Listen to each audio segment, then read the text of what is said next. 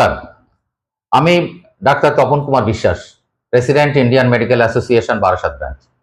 আপনারা ইতিমধ্যে সকলেই শুনেছেন, টেলিভিশনে দেখেছেন, পেপারে দেখেছেন যে আবার করোনার সংক্রমণ শুরু হয়েছে চারিদিকে। নতুন ভ্যারিয়েন্ট NB181 LF7 এগুলো নতুন সাব ভ্যারিয়েন্ট, এগুলোর জন্য এই সংক্রমণটা হচ্ছে। এই বিষয়ে সকলের জন্য আমার IM এর পক্ষ থেকে দু চারটি সাবধান সতর্কতা বাণী উচ্চারণ করতে চাইছি। জ্বর হচ্ছে এখন চারিদিকে, সব ডাক্তারের চেম্বারে, হাসপাতালে, নার্সিংহোমে সব জায়গায় যাচ্ছে। 102 ডিগ্রির উপরে জ্বর, হাত পা ব্যথা, জয়েন্টে ব্যথা, গলা ব্যথা, সামান্য কাশি, এইগুলো সাধারণ উপসর্গ। কিন্তু যদি কারো 102 ডিগ্রির উপরে তাপমাত্রা অন্তত 3 দিনের বেশি থাকে, শ্বাসকষ্ট হয়, আপার রেসপিরেটরি ট্র্যাক্ট ইনফেকশন যেমন গলা ব্যথা, সামান্য কাশি, সেই সঙ্গে শ্বাসকষ্ট, এগুলো হলে কিন্তু ডাক্তারকে দেখাতে হবে, ডাক্তারের পরামর্শ নেবেন। আর সেই সঙ্গে বয়স্ক যারা এবং শিশু, এদেরকে একটু যত্ন নিতে হবে।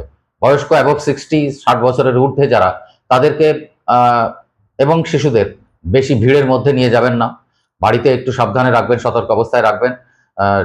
তাদেরকে একটু অতিরিক্ত যত্ন নিতে হবে, ভিড় এড়িয়ে চলতে হবে, এটাই বড় কথা। মাস্ক পরতে হবে, দূরত্ব মেনটেন করতে হবে। করোনার সময় আমরা যা যা করতাম সেগুলো বারবার বলার প্রয়োজন নেই, এগুলো একটু মেনটেন করতে হবে, কারণ এখন কিছুদিন থাকবে এটার সংক্রমণটা, এবং তারপর আবার স্তীমিত হয়ে যাবে। কিন্তু এই সময় বয়স্ক যারা, যাদের অন্তত COPD রয়েছে, কিডনি ডিজিজ রয়েছে, ক্যান্সার রয়েছে, বা আপার রেসপিরেটরি ট্র্যাক্ট অনেক সময় ঘন ঘন ক্রনিক ইনফেকশন থাকে, তাদের জন্য, বিশেষ করে যাদের শরীরে রোগ প্রতিরোধ ক্ষমতা কম, তাদেরকে একটু সতর্ক থাকতেই হবে।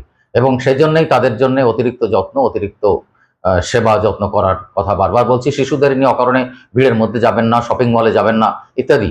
বয়স্করা আপনারা দয়া করে বাইরে যাবেন না। আর এই প্রসঙ্গেই একটি কথা বলে রাখা প্রয়োজন, বয়স্করা, বিশেষ করে বয়স্ক, তাদের কথায় আমি যত্ন নেওয়ার কথা বলে থাকি, তারা ইনফ্লুয়েঞ্জা এবং নিউমোনিয়া ভ্যাকসিন এ দুটোও নিয়ে নেবেন। এর ফলে হয় কি, শরীরে এই নিউমোনিয়ার বিরুদ্ধে, ইনফ্লুয়েঞ্জার বিরুদ্ধে একটা রোগ প্রতিরোধ ক্ষমতা বেড়ে যায়। সতর্ক থাকুন, সকলে ভালো থাকুন, নমস্কার।